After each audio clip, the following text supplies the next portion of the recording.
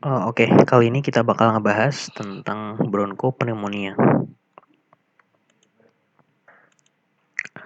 Nah, sebelumnya apa sih itu bronchopneumonia? Nah, bronchopneumonia itu adalah suatu pneumonia pada anak-anak yang merupakan suatu peradangan pada parenkim paru yang terlokalisir, yang biasanya mengenai bronkiolitis dan juga mengenai alveolus sekitarnya dan berupa distribusi berbentuk bercak-bercak. Dasar diagnosis dari bronchopneumonia ini ada sesak napas, batuk pilek, demam tidak terlalu tinggi, ada riwayat ISPA juga, pernafasan lebih dari 50 kali per menit, ada takipne, pernafasan cuping hidung positif, retraksi epigastrium interkostal atau suprasternal. Pada auskultasi terdengar ronhi basah sedang krengkel. Terdapat leukositosis juga shift to the left. Nah, etiologi pada kasus ini, agen infeksi terkait kasus yaitu Streptococcus pneumoniae. Nah, ini klasifikasinya adalah bakteria Firmicutes, Diplococci, Lactobacillus, Streptococcus pneumoniae. Karakteristiknya ini bakterinya adalah bakteri gram positif, alpha hemolytic, anaerob fakultatif, berbentuk bulat telur atau seperti bola Diplococcus. Kokus berdiameter 0,5 sampai 1 mikrometer. Fakultatif anaerob, non-motile dan non-spore forming. Ini gambarannya, gambaran histologinya. Penyebab dari bronchopneumonia antara lain adalah pada neonatus baru lahir 3 minggu itu Staphylococcus grup B, cytomegalovirus, RSV pada bayi 3 minggu sampai 3 bulan, RSV, Chlamydia trachomatis, parainfluenza virus, Streptococcus pneumoniae, Haemophilus influenza, Bordetella pertussis pada anak 3 bulan sampai 5 tahun, RSV, adenovirus, parainfluenza virus, Haemophilus influenza, Mycoplasma pneumoniae. Pada usia 5 sampai 15 tahun itu Mycoplasma pneumoniae, Chlamydia trachomatis, Pneumococcus, Bordetella pertussis, Mycobacterium tuberculosis. Untuk ilmu kedokteran dasarnya mungkin teman-teman bisa baca sendiri juga. Untuk sistem respirasi ini dibagi menjadi 2. Yang konduktoria sama respiratoria. Ini untuk dari paru-paru, vaskularisasi paru-paru juga, inervasi atau persarafan dari paru, dan juga parenkim dari paru. Histologi dari paru juga yang khasnya apa teman-teman juga pelajari. Dan dinding alveolusnya di sini histologinya juga perlu dipelajari. Fisiologi paru, tahapan respirasi. Dari bronkokonstriksi, bronkodilatasi itu apa? Di gangguan-gangguan fungsi paru itu ada yang restriktif, ada yang obstruktif. Itu kalau pada kasus ini yaitu termasuk gangguan fungsi paru yang restriktif karena tidak menyumbat tapi restriksi. Nah, ini restriksi. Restriksi itu jadi hanya mengecil, belum sampai obstruktif. Oke,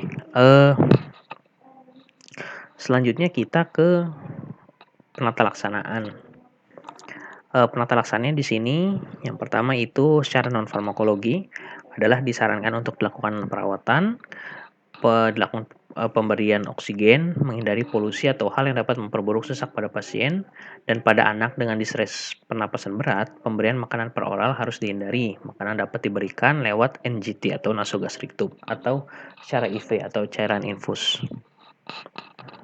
Nah, ini patogenesis dan juga patofisiologinya. Yang pertama itu faktor risiko pada kasus ini yang mengakibatkan turunnya sistem imun atau imunitas sehingga memudahkan bakteri masuk sehingga terjadi infeksi pada bakteri.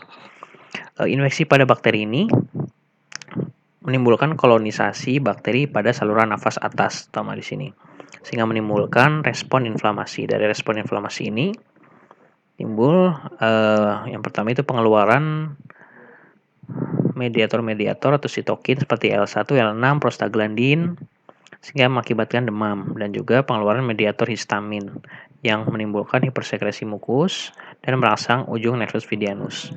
Jadi hipersekresi mukus ini menjadi akumulasi mukus.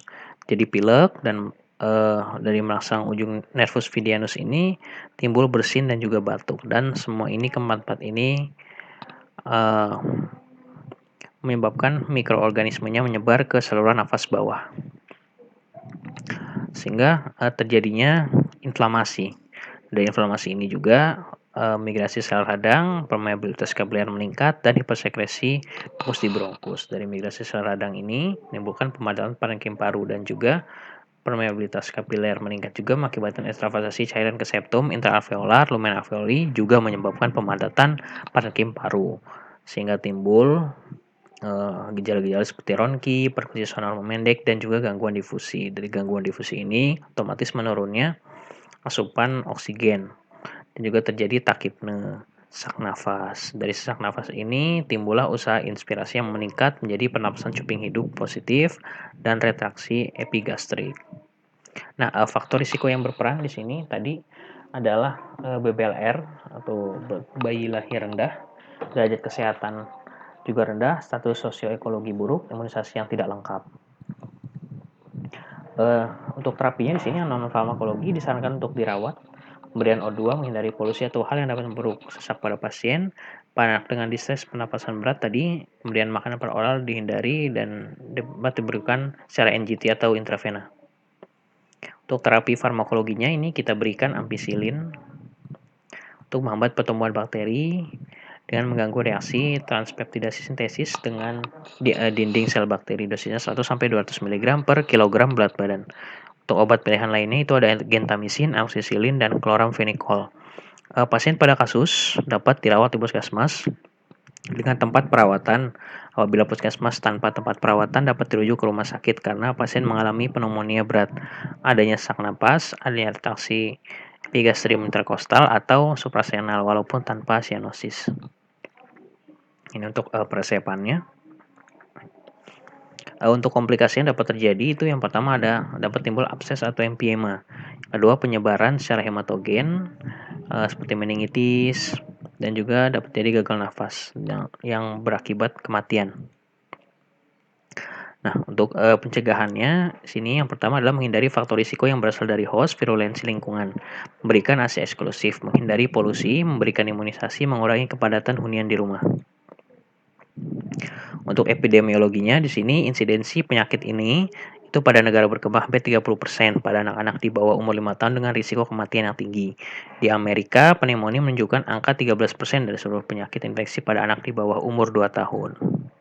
Untuk prognosisnya apabila dilakukan penata laksanaan yang baik dan adekuat, itu kuat vitamin dan kuat fungsionomnya adalah ad bonum. Oke. Mungkin itu aja. Apabila teman-teman ada yang mau nanya, boleh langsung isi kolom komentar. Jangan lupa klik like, subscribe, dan share supaya lebih semangat lagi upload video-video selanjutnya. Terima kasih.